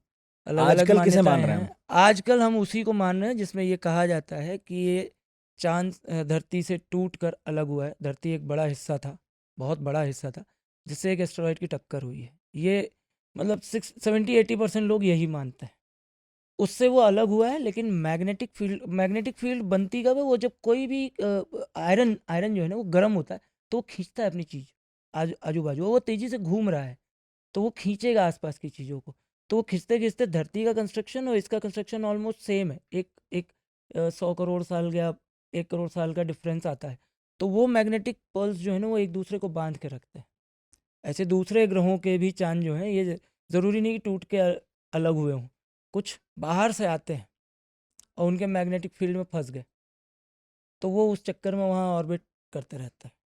ऐसा शनि और बृहस्पति के साथ ऐसा है कि बहुत सारे चांद जो हैं उनके, अब शनि के पास तो 125 से ज़्यादा चांद हो गए हैं और बृहस्पति के पास कुछ 90 के आसपास चांद हैं, छोटे हमारे बड़े पास मिला एक के। ही है। एक ही है और वो बहुत ज़रूरी है। वहाँ वो ग्रह बहुत बड़े हैं, उनको उतना फ़र्क नहीं पड़ता उनके चांद से, वो बहुत छोटे छोटे चांद हैं। लेकिन हमारा जो है इससे फ़र्क पड़ता है, ये हमारे लिए बहुत ज़रूरी है। धरती का अपना कोई ऐसा नहीं है कि भाई हम ही हम हैं। नहीं, धरती को बने रहने के लिए ज़रूरत चांद सूरज दोनों की है, और चांद की तो बहुत ज़्यादा है। एकदम। अगर इसका ही टुकड़ा है हुँ, तो फिर जो कुछ धरती पर मिलता है हुँ। चांद पर क्यों नहीं मिलता वैसा का वैसा ही? देखिए ये जटिल बहुत जटिल सवाल है और बहुत जटिल प्रक्रिया है। अच्छा। करोड़ों साल लगते हैं किसी भी एक चीज़ को डेवलप होने में। धरती पे ही जीवन की शुरुआत इतनी आसानी से नहीं हुई है। 5 स्टेजेस में धरती बनी और बिगड़ी है। तो 5वां जो स्टेज था उसके बाद जो आइस एज आता है, उसके बाद लाइफ की स्टार्टिंग होती है। अमीनो एसिड्स बनते हैं, फिर सिंगल सेल बनता है, फिर मल्टीपल सेल्स बनते हैं, फिर जटिल जीव बनने लगते हैं, हमारे जैसे जानवर पैदा होते हैं, मछलियाँ हो रही हैं। वहाँ ऐसा माहौल बना ही नहीं। माहौल बनने के ऊपर है। अभी चंद्रयान का माहौल चल रहा है तो हम लोग उस पर बात कर रहे हैं। नहीं होता, इसरो वाले शुरू नहीं करते तो बात ही नहीं करते। मतलब जीवन अगर किसी भी ग्रह पर शुरू होता है हम्म, तो उसके लिए बहुत विशेष स्थितियां चाहिए और कई सारी चाहिए, ऐसा बहुत कह रहे हो सारी आप? चाहिए, हम्म। बहुत ही सारी चाहिए। तो ये रेयर घटना मानी जाए जो धरती पर घट रही है? बहुत दुर्लभ है, क्योंकि धरती को ऊर्जा मिलती है सूरज से। सूरज हमारा तारा है, उससे ऊर्जा मिलती है। सूरज की रोशनी से पेड़ पौधे फोटोसिंथेसिस करते हैं, उनको ऊर्जा मिलती है। हम उनको खाते पीते हैं, हम्म। हमें ऊर्जा मिलती है। हम जानवरों को भी खाते पीते हैं। जानवर को ऊर्जा कहाँ से मिल रही है? वहीं से मिल रही है। आप देखिए ना कि जब पोलर बियर, जो ध्रुवीय भालू होते हैं, वो 6-6 महीना हाइबरनेशन में चले जाते हैं, ठंड में एकदम दुब के पड़े रहते हैं। लेकिन जब वो बाहर निकलते हैं, उन्हें सबसे ज़्यादा ज़रूरी होता है ऊर्जा। खाना तुरंत नहीं मिलेगा उनको, वो खाने के लिए उनको थोड़ी एनर्जी इकट्ठा करनी है। वो कहाँ से मिलेगी? सूरज से। रात हम्म। के जो जीव हैं, उल्लू, या रात में जो लोमड़ियाँ निकलती हैं या चूहे निकलते हैं, रोडेंट्स होते हैं, उनको चंद्रमा से दिशा का ज्ञान होता है। चमगादड़, वो दिशा का ज्ञान उससे हासिल करते हैं कि रोशनी इधर से आ रही है, मतलब ये चांद है, हम्म। हमको इस दिशा में जाना है। तो चांद सिर्फ उसके लिए नहीं, वो नेविगेशन में भी बहुत मदद करता है। हमारे तारे नेविगेशन में मदद करते हैं, सूरज नेविगेशन में मदद करता है। हम्म। तो ये अच्छा, चांद पर पहाड़ हैं क्या? हाँ है, कुछ लोग कहते हैं। है, हैं? है। उतने ऊंचे नहीं हाँ। जितने अपने अर्थ पे हैं, अच्छा। धरती पे। एवरेस्ट लेकिन जैसी नहीं चोटियां नहीं नहीं, है? वो वैसी चोटियाँ नहीं। पहाड़ियां हैं? पहाड़ियाँ कह सकते हैं, पठार कह सकते हैं, अच्छा। जो और वो जो आप कह रहे थे कि वो एस्टेरॉइड्स का टकराना उस कारण से उसके, गड्ढे बने होते। हाँ, उसका भूगोल ये बना बिगड़ा। हाँ, गड्ढे हैं, पानी नहीं मिलता वरना तालाब होता। पानी होता तो तालाब ही तालाब होता। हम्म, तालाब ही तालाब होते हैं। इतने ज़्यादा होते कि हालत ख़राब हो जाती। हम्म। पहाड़ के अलावा और जैसे कुछ लोग कह रहे थे वहाँ दर्रे हैं, सुरंगें भी हैं, मतलब भूगोल करीब करीब धरती जैसा ही हो जाएगा, बस मतलब वृक्ष नहीं है, नहीं तो ऐसा ही हो जाता। मौसम नहीं है, हम्म। ऐसा वाला मौसम नहीं है जैसा अपना है। भू संरचना करीब करीब वैसी ही। हाँ, जियोलॉजिकल फॉर्मेशन लगभग वैसी ही है, लेकिन लाइफ सपोर्टिंग नहीं है। हाँ। लाइफ सपोर्टिंग नहीं है। दिन रात होते नहीं। दिन रात नहीं होता, वो तो एक तरफ रात है एक तरफ दिन है। और पेड़ उगेगा कैसे पता है?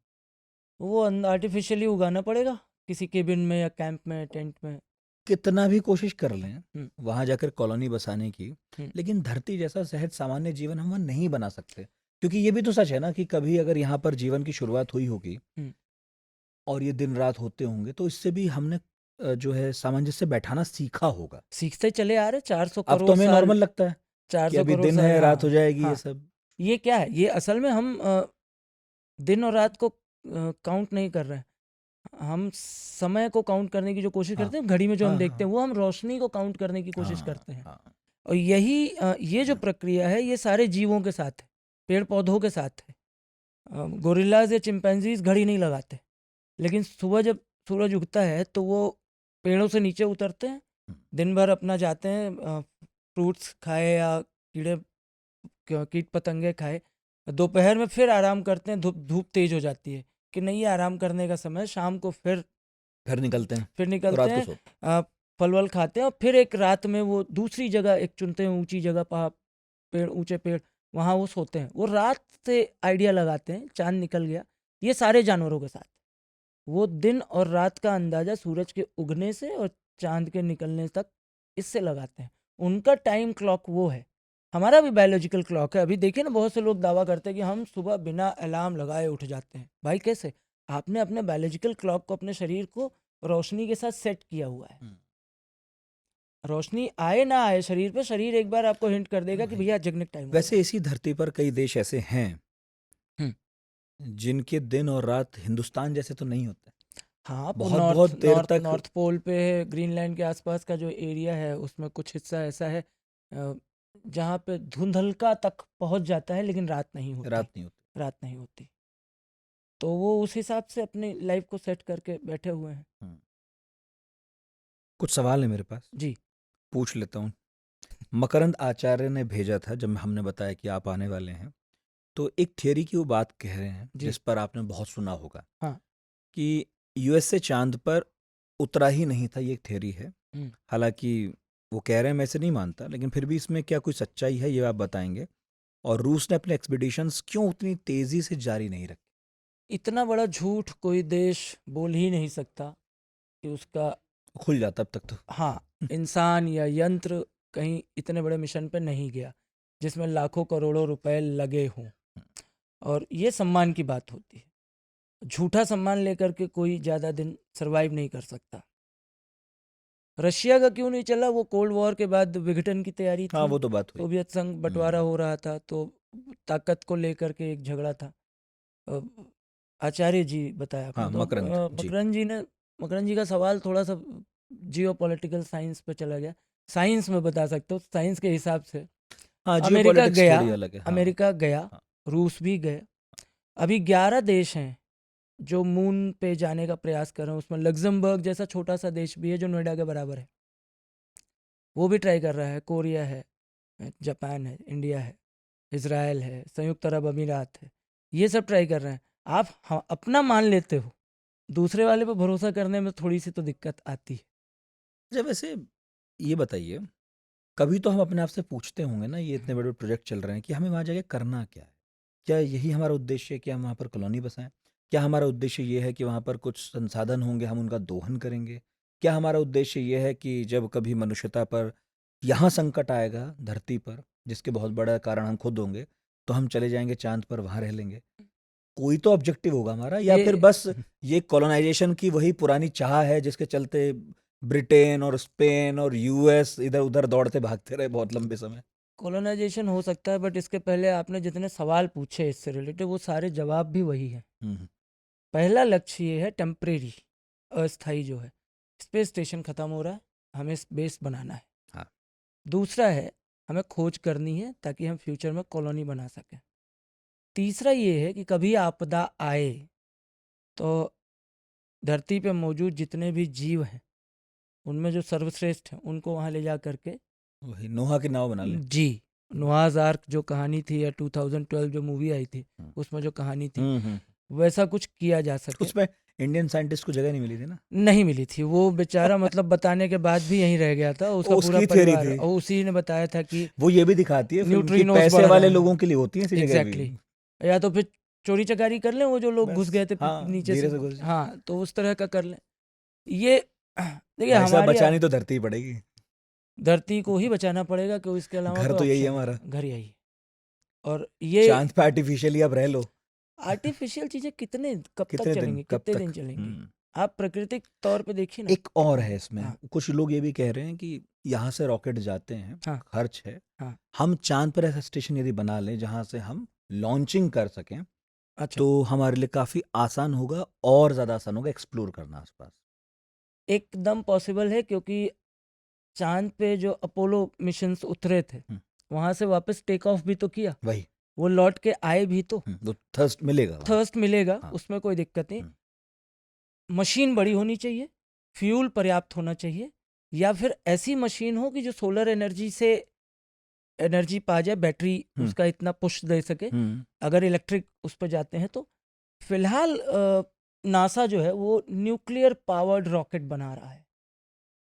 और मुझे ऐसी उम्मीद है कि अगले साल तक वो उसका पहला शायद ट्रायल कर ले, लॉन्च ट्रायल करे। फेल होगा नहीं होगा ये नहीं पता, बट लॉन्च ट्रायल हो सकता है नेक्स्ट ईयर। तो न्यूक्लियर पावर्ड रॉकेट जो होंगे ना वो इसमें बेनिफिट पहुंचाएंगे, वो लेके जाएंगे लंबी दूरी तक। क्योंकि परमाणु ऊर्जा लंबी चलती है, आप लंबा कर लेते हैं। जैसे कैसे अब जो न्यूक्लियर सबमरीन्स होती हैं नेवी की होती है, उनका जब आप एंड्योरेंस देखेंगे क्षमता कितने दिन तक, तो बताते हैं असीमित। तो असीमित क्यों बताते हैं कि भाई हम पानी के अंदर 6 महीना, 8 महीना, 10 महीना, 2 साल रह सकते हैं, बशर्ते उनके जवानों के लिए रसद हो, खाना हो, मौजूद हो, तो वो आराम से पानी के नीचे पड़े रह सकते हैं चुपचाप। तो वो रॉकेट वहाँ ले जा सकता है, उसके आगे भी ले जा सकता है। फ्यूल का खेल। फ्यूल का खेल है। और कुछ लोग हैं जिन्होंने सवाल भेजे हैं, पूछता हूँ आपसे। जी। एक सवाल और आया है, वो तो आपने बता दिया, खरीद फरोख्त की सच्चाई। हाँ। अर्पित ने यही पूछा था, जो अर्पित बंसल ने, जो जी। आपने पहले जवाब दिया, कि भविष्य में चांद पर यदि जीवन पॉसिबल हुआ, हाँ। किस देश का एरिया कौन सा होगा, कितना होगा, कैसे डिसाइड होगा? नहीं, एरिया तो होगा नहीं, क्योंकि वो अभी तो संयुक्त राष्ट्र के नियम से बंधे हैं, दावा नहीं कर सकते। संयुक्त राष्ट्र बांट दे कि भैया इतना 1000 स्क्वायर किलोमीटर आपका है, 1500 स्क्वायर किलोमीटर आपका है, तो बात अलग है। लेकिन फिलहाल किसी की कोई प्रॉपर्टी नहीं है। और जो प्राइवेट कंपनीज ये दावा करती हैं, वो एक तरह का एंटरटेनमेंट है, वो इंटरेक्शन है कि आप इंटरेक्टिव बनो, आप शामिल हो साइंस के प्रोजेक्ट्स को लेकर के। तो अब नासा करता नहीं, वो उसने अपना मार्स ऑर्बिटर भेजा, नाम मंगवाए लोगों से कि आपका नाम वहाँ जा रहा है। मेरा भी गया हुआ है, मेरे टिकट्स कटे हैं। अच्छा, आर्टेमिस का मेरा ऑन बोर्ड टिकट कटा हुआ है। वाह। लेकिन वो एक आपको खुशी देता है, वो आपको ओरिजिनली नहीं लेके जा रहा है। आपको किसी एक बड़े प्रोजेक्ट पे, ऐसे स्पेस प्रोजेक्ट पे शामिल होने के लिए बहुत फिट, मेंटली फिजिकली फिट होना चाहिए। और कोई तो एक स्पेशल चीज़ होनी चाहिए आपके पास, या तो आप अच्छे डॉक्टर हों, या अच्छे साइंटिस्ट हों, या आप पायलट हों। तो ऐसी कोई खासियत हम में नहीं, तो वो हमें नहीं ले जा रहे हैं। सैयद इंसाफ नागौरी पूछते हैं कि ज़मीन पर जितनी मात्रा में जितने प्रकार के दुर्लभ पदार्थ हैं, ठोस, लिक्विड, गैस, जो भी, क्या चांद पर उतनी ही प्रकार की दुर्लभ चीज़ें मौजूद होंगी? इसका जवाब भी हो गया। एकदम है। Sodium, potassium, radon, helium, argon, neon और हाइड्रोजन ज़रूरी है। सबसे ज़्यादा जो है वो लोहा, मैग्नीशियम और निकल है।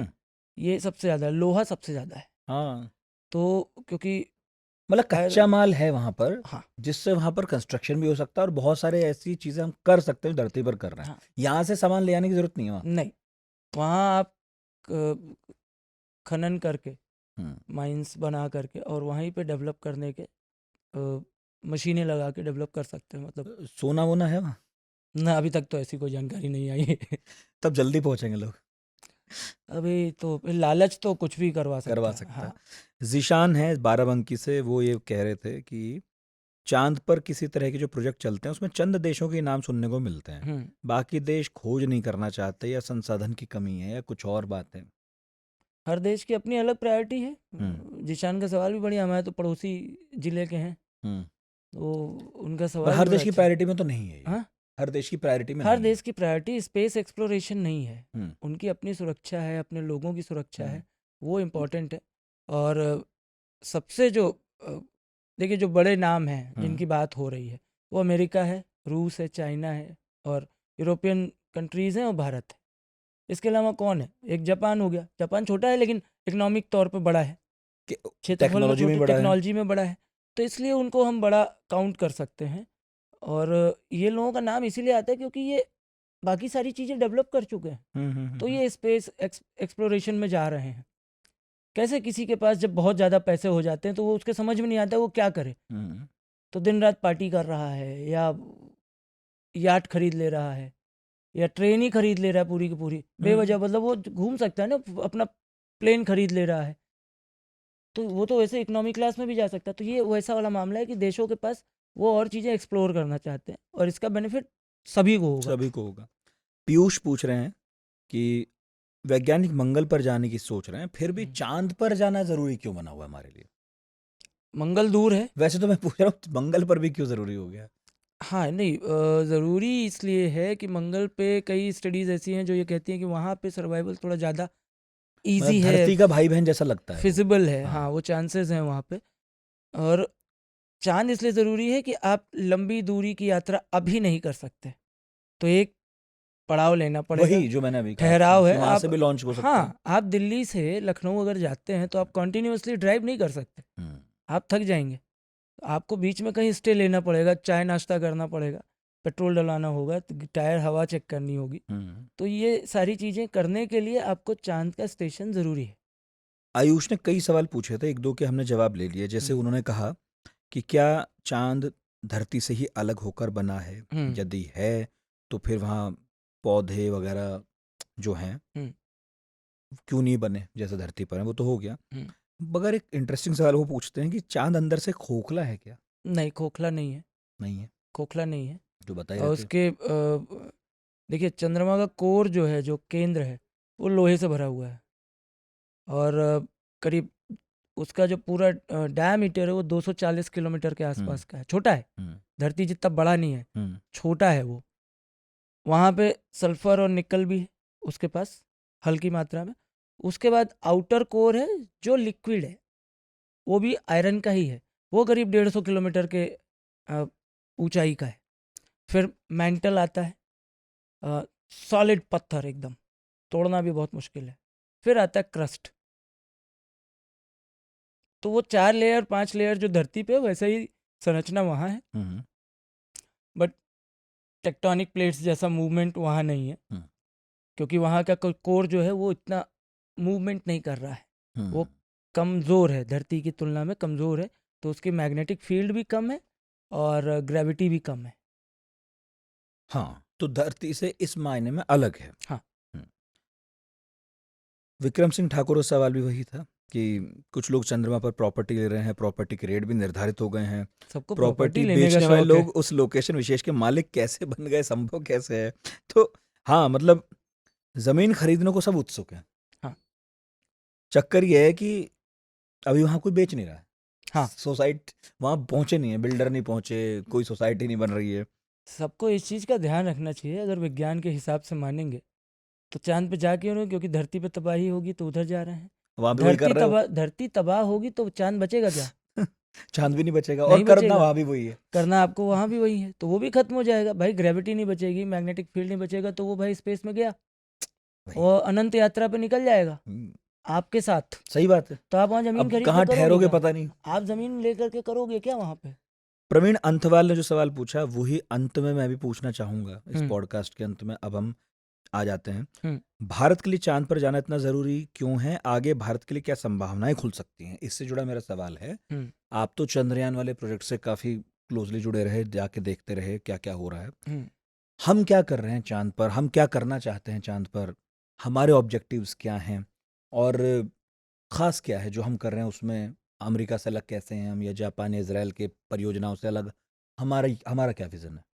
अभी जो हमारे मिशन है, हम्म, चंद्रयान सीरीज जो रही है, चाहे चंद्रयान 1 हो, 2 हो या 3 हो, वो हमारी टेक्नोलॉजी का डिमॉन्स्ट्रेशन था।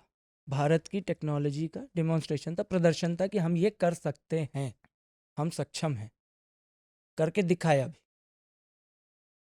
पानी की खोज चंद्रयान से रिपोर्ट हुई, ऑथेंटिक था। ऑर्बिटर चंद्रयान 2 का अब भी चक्कर लगा रहा है, इम्पैक्टर अब भी वहाँ पड़ा हुआ है। अब लैंडर जा रहा है। पिछली बार जो लोग बोल रहे हैं कि चंद्रयान 2 फेल हो गया, मैं उसको ऐसे नहीं मानता। फेल नहीं हुआ था, हम गए उसकी सतह पे, लेकिन लैंडिंग थोड़ी सी गड़बड़ हो गई। पहुँचे हैं, हम हैं वहाँ पे। लैंडिंग स्मूथ नहीं थी लैंडिंग स्मूथ नहीं थी, फिर? हार्ड लैंडिंग थी। हम्म तो अभी तो हम ये बताना चाहते हैं कि हम सक्षम हैं। भविष्य की बात जो है, उसमें नासा ने अभी प्रधानमंत्री की यात्रा के दौरान अमेरिका ने, नासा ने इसरो के साथ आर्टेमिस अकॉर्ड पे साइन करवा लिया। आर्टेमिस अकॉर्ड मतलब एक आर्टेमिस प्रोजेक्ट को लेकर नियम है, जिसमें दूसरे देश भी शामिल हो रहे हैं, सिग्नेचर करते हैं। तो भविष्य में जो भी मून पे बेस बनेगा, उसमें इंडिया एक मेजर रोल प्ले करेगा। क्योंकि हमारी टेक्नोलॉजी किफ़ायती और टिकाऊ है, नासा इसलिए हमको लेना चाहता है, शामिल करना चाहता है। दूसरा, जो अब यहाँ पे फिर से मैं वो वर्ड यूज़ कर रहा हूँ, जियो पॉलिटिकल हम्म सिनेरियो जो है, एशिया में अगर कोई सबसे तेज़ी से उभरा है स्पेस इंडस्ट्री में, तो वो चाइना है, चीन। चीन जो है और रूस जो है, उसका और अमेरिका का जो रिश्ता है वो सबको पता है। तो यहाँ पावर बैलेंस बनाने के लिए अमेरिका ने इंडिया को चुना है, हम्म क्योंकि इंडिया स्पेस इंडस्ट्री का अच्छा प्लेयर है, बड़ा प्लेयर है। तो चाइना को काउंटर करने के लिए इंडिया के साथ अब सिर्फ नासा ही नहीं है, वो 35 देश भी हैं जिनका हमने सैटेलाइट छोड़ा है। और आर्टेमिस अकॉर्ड में शामिल जो 1 दर्जन से ज़्यादा देश हैं, वो भी हैं। तो इससे हमें फ्यूचर में जो बेस कैंप बनेगा, उसमें इंसानों को ले जाने की सुविधा मिलेगी, प्लस अगले साल हमारे जो अभी गगनयान के लिए 4 पायलट तैयार हो रहे हैं, उनमें से 1 या 2 को ये स्पेस स्टेशन विजिट करवाएंगे। गगनयान में क्या करेंगे? गगनयान हमारा स्पेस मिशन है, जैसे जो रशिया और अमेरिका बहुत साल पहले कर चुके, 4 दशक 5 दशक पहले, जो धरती के चारों तरफ इंसानों को घुमा के ले आए, वो अब हम कर रहे हैं। हमारा अपना यान होगा जिसको गगनयान कहा जा रहा है, उसमें हमारे अपने लोग जाएंगे, अपनी तकनीक, अपनी टेक्नोलॉजी, सब कुछ अपना। शुरुआत में प्रोजेक्ट पे ये बताया जा रहा था कि 7 दिन का होगा, 7 दिन यात्रा करेंगे, फिर घट के 3 दिन हुआ, अभी शायद 1 दिन का है कि 24 घंटे 24 घंटे में चक्कर लगवा देंगे, हाँ। धरती तो दिखेगी। वो घूम करके और वापस हम्म। अरब सागर या बंगाल की खाड़ी में कहीं लैंड पहले मैं इस होंगे। बात को लेकर थोड़ा हैरान होता था कि यार ये गोल कहाँ है धरती, मतलब जैसे ऐसे गोल होगी ठीक है, हम्म, पर हमें वो जो बाहर से फोटो दिखता है ना धरती का गोल, हम्म। ये कितनी बाहर जाना पड़ता है कि वो पता चलता है गोल हो गई? अगर कायदे से आप देखना चाहें तो 100 किलोमीटर चाहिए 100 किलोमीटर ऊपर जाते ही हमें अपनी ऊपर। धरती से हम धरती आउट हो जाएंगे और 2 गोल दिखने लगेंगे। एकदम, वो आपको सेमी सर्कल पूरा दिख जाएगा, पूरा नहीं, पूरा सर्कल नहीं दिखेगा, सेमी सर्कल पूरा दिख जाएगा। लेकिन कभी आप फ्लाइट पे जब हाँ यात्रा हाँ करते हैं हाँ हाँ, तो 35,000 फीट पे भी आपको वो कर्व दिखना शुरू हो कर्व जाता दिखना है। शुरू होता है। वो मिरर की वजह से नहीं होता, जो विंडो लगा है ना, ग्लास विंडो, उसकी वजह से नहीं होता, वो असल में स्ट्रक्चर ही वही है धरती का। आप उसको देखिए तो सही, वो हल्का कर्व शुरू हो जाता है। तो 100 किलोमीटर जाने की क्या ज़रूरत है? अब ये 14-15 किलोमीटर की ऊंचाई पे जो प्लेन उड़ रहा है, इससे में ही दिख जाता है। तो वो गोलाकार है प्लेन, अर्थ अच्छा, का धरती पूरी गोल नहीं है ना? नहीं, वो शेप जैसी। हाँ, मतलब थोड़ा स्ट्रक्चर ऊपर का उसका हिस्सा हल्का सा कटा हुआ है, अजीब सा स्लाइस्ड है। है, हाँ हाँ और हाँ नीचे का हिस्सा थोड़ा सा स्लाइस्ड है। हाँ। इसीलिए उसका जो वायुमंडल है वो वहाँ पे पिछले हल्का दिनों फोटो पतला है। आई थी कुछ, हम्म, हमें तो देखिए, और कैसे पढ़ाया जाता है धरती गोल है शुरू से ही। हम्म, और अभी जब पिछले दिनों फोटोज आई थी, हमने रियल फोटोज देखी, हम्म। तो उसमें गोल नहीं थी, बस हमने अपनी समझ के लिए उसे गोल कहा है। हाँ, लेकिन वो है उबड़ खाबड़ सी, दाएं बाएं, जैसे वो बॉल, एक बॉल शेप बिगड़ जाती है जब। आपने, हमारे यहाँ कोहड़ा होता है कद्दू, हाँ हाँ हाँ गोल वाला, हाँ हाँ। उसको देख रहे हैं ना? या आप ऐसे मान लें मैं खरबूज, ऐसे कह लूँ, चीकू खरबूजा, खरबूजा। खरबूजा जो होता है ना, ऊपर से हल्का सा प्लेन होता है और हम्म। नीचे हल्का सा प्लेन होता है, एकदम गोल नहीं होता। और बीच में से भी थोड़ा इधर उधर फैला तो है। थोड़ा सा तो हाँ स्ट्रक्चर में हाँ, अंतर आता बिल्कुल है, गोल नहीं है। क्योंकि धरती के अंदर सिर्फ वो लेयर्स नहीं है जिनके बारे में पढ़ाया जाता है, उसके अलावा कुछ ऐसे गांठ जैसे स्ट्रक्चर हैं, जैसे हमारे शरीर में बन जाते हैं, गांठ बनते हैं ना, वैसे गांठ जैसे स्ट्रक्चर हैं जो पूरे कोर को मूव कराते हैं। उनकी वजह से ये स्ट्रक्चर, जियोलॉजिकल स्ट्रक्चर चेंज होता है, अर्थ को एक साथ रहते हैं, तो वो चांद गोल है। चांद गोल है, पूरा गोल है। ये पता लग गया, फाइनल हो हाँ, गया है। वो फाइनल, चांद तो गोल है। बाकी 15 दिन पे जो स्ट्रक्चर बदलता है वो सबको पता है। हाँ, और धरती थोड़ी टेढ़ी भी अपने अक्ष पर है ना? 24 डिग्री के आसपास, हम्म, हल्का सा दूरी पे थोड़ी तिरछी है। थोड़ी तिरछी है, इसी मैंने वजह से कहीं, मौसम। हाँ मैंने कहीं पढ़ा कि अगर वो इतनी तिरछी ना होगी, थोड़ी हाँ, इधर उधर होती, हाँ, तो भी धरती के जीवन पर बहुत विनाशकारी प्रभाव पड़ सकता था। एकदम पड़ता। अभी जो मौसम बदलता है सूरज की रोशनी और चांद की वजह से, वो जो टिल्ट है हल्का सा 1 डिग्री का, 24 डिग्री का, वो धरती को मौसम देता है। भाई साहब, तो धरती पर जीवन वाकई रेयर घटना है। ये जटिल है, बहुत कठिन है। ये जिस तो हो गया बस। मतलब ये वैसा ही है कि भक्त भगवान को समझ ले, ये वैसा ही है कि धरती को कोई समझ ले। कोई समझ पाए। धरती जिंदा है, उसके पीछे बहुत सारी चीजें चल रही और जो हैं, हमारे एक्टिव काबू हैं। से बाहर है, कंट्रोल हमारा नहीं इसमें है, कोई योगदान नहीं है। कंट्रोल ही नहीं है। हमारा एक ही योगदान है, हम सिर्फ आबादी बढ़ा रहे हैं और खराब कर रहे हैं, इसके अलावा कुछ भी नहीं। और योगदान नहीं है ये बहुत कुर्बानी देने वाली नौबत आएगी। किसके लिए प्रॉपर्टी जमा कर रहे हैं? बचेगी नहीं जो। नहीं, अगर मैं कई बार देखता हूँ, अगर हम ज्यादा साइंस की बात करें ना, हाँ, तो थोड़ा थोड़ा जीवन में अध्यात्म उतरने लगता है। अध्यात्म आ ही जाता है, वो बच नहीं सकते ना, वो भी फिर साइंस ही है। फिर अगर कोई ऐसे बताए कि धरती ये है, जीवन भाई क्षण भंगुर है, देखिए करोड़ों साल की धरती, बहुत छोटे वक्त के लिए हम हैं, हम्म, और थोड़ा तेज घूमने लगे, थोड़ा कम घूमने लगे, थोड़ा अक्ष बदल ले हाँ, तो सब समाप्त, तो अचानक से फिर लगने लगा, फिर क्या रह गया, भगवान। फिर ये क्या बात हो रही है सारी। नहीं देखिए, अगर ऐसे मॉडर्न हिस्ट्री की बात करते हैं तो चांद को सबसे पहले टेलीस्कोप से किसने देखा? गैलीलियो ने, गैलीलियो ने। है ना? लेकिन जब इंडियन एस्ट्रोनॉमिकल साइंस की बात करते हैं तो वो भास्कर हाँ। ऋषि से शुरू हो जाता है। हाँ, गणनाओं में हाँ, हमारे वो गणनाओं पहले में से था। आर्यभट्ट और भास्कर, इनसे शुरू होता है। अब ऐसे किसी मसले में पढ़ना नहीं चाहिए जिसमें विवाद हो जाए। जब भी धर्म और विज्ञान को जोड़ा जाता है लोग झगड़ने लगते हैं, और वो हमारी फितरत में है, मानते नहीं हैं। इतने तार्किक हो जाते हैं कि हर चीज़ का जवाब देना बड़ा मुश्किल हो जाता है। बिल्कुल। न विज्ञान दे सकता है, न अध्यात्म दे सकता है। सब नहीं दे सकते। तो जब संभव ही नहीं है तो पर जो मैंने कहा तो संगम अब यहाँ हो जाता है, हाँ, ऐसे पॉडकास्ट में हो जाता है कई बार, ये जब हम छ- साइंस की बात करते करते अचानक देखें, अच्छा मतलब अपनी औकात के दर्शन कर लें, हाँ तो लगता है कि भाई, बस जो है अब आपने ला के बिठा ठीक दिया है ठीक मुझे। जी लो। मैं कोई साइंटिस्ट नहीं हूँ। हम्म, कवर करते करते 15-16 साल से इसरो को देखते देखते हम्म। अब मैं उनके चार्ट को देख के समझ जाता हूँ कि ये सक्सेस है या नहीं है। हुलिया भी आपका हो गया वैसे तो, साधु संत जैसा इसी चक्कर में। नहीं, वो तो अब वो व्यक्तिगत मामला है, पूजा पाठ वाला अलग हिसाब किताब है। तो ऋचिक भाई, कोई बात ऐसी रह गई हो जो मैं न पूछ सका हूँ और चांद के बारे में ज़रूरी है जो आप चाहते हैं कि बताई जानी चाहिए? चंद्रयान 4 भी आएगा। कब है? जापान के साथ बातचीत चल रही है।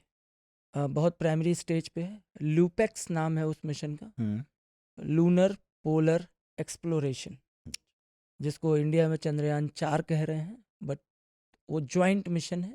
इसके बारे में अभी इसरो चीफ डॉक्टर सोमनाथ ने प्रेस कॉन्फ्रेंस में चर्चा भी की थी, और बहुत ही प्राइमरी स्टेज में है, क्योंकि उसमें कई चीज़ों पे बातचीत चल रही है कि जापान जो चाहता है कि उनका लैंडर रोवर बहुत हैवी है, हमारा रॉकेट उतना हैवी लॉन्च नहीं कर सकता, तो उसके साइज़ को लेके, डिज़ाइन को लेके कहाँ जाना है। ये जो मिशन होगा ये होगा पोल पे, साउथ पोल पे, डार्क साइड पे जा सकते वहाँ हैं, पहुँचे। नज़दीक। और फ्यूचर जो है ना, डार्क साइड में जब भी जाएंगे तो जो इंजन होंगे लैंडर के या ऑर्बिटर के या रॉकेट के, जो भी वहाँ पहुँचेगा यान, वो न्यूक्लियर होगा, क्योंकि वो इकलौता एक ऐसा एनर्जी सोर्स है जो बिना सूरज की रोशनी के चल सकता है। तो वो कुछ दिन वहाँ पे डार्क साइड में हमें नया खोजने को, ये रिसेंट डेज में पॉसिबल है। और चांद के बहाने ही सही, लेकिन इंसान जो है वो अंतरिक्ष की यात्रा तो शुरू कर ही देंगे, कर चुके हैं। 100 किलोमीटर तक तो जा ही रहे हैं, कारमन लाइन तक, उसके ऊपर भी जाएंगे। अब मैं तो यही सोच रहा हूँ कि ये जो नासा के साथ अकॉर्ड हुआ है साइन, उसमें वो जो पायलट को लेके जाना चाहते हैं, मतलब एक इंडियन को, तो मैं तो चाहता हूँ कोई महिला को लेके जाएं, क्योंकि पुरुष तो जा चुका है एक बार, कैप्टन राकेश शर्मा जी जा चुके हैं। सही। अब जो 4 पायलट गगनयान के लिए हैं वो ट्रेंड है एस्ट्रोनॉमी के लिए, मतलब ये एस्ट्रोलॉजी, ये जो अपना अंतरिक्ष यान चलाया कैसे जाता है उसके लिए उनको गगनयान की ट्रेनिंग हो रही है। पर हमारे यहाँ बहुत ढेर सारी अच्छी काबिल महिला पायलट्स भी हैं, उनको ले जाके ट्रेन करें, उनको ले जाएं, तो ये एक बड़ा माइलस्टोन होगा। जब पहुंच रहे हैं तो सब पहुंचे, सब पहुंचे, किसी एक के लिए क्यों जरूरत है? भेदभाव नहीं, धरती पर तो रखा ही है, चांद पे तो कम से कम समाप्त करना चाहिए। महिलाओं को तो एकदम लेके जाना चाहिए, उनकी तो आस्था और बहुत सारी चीजें जुड़ी होती हैं।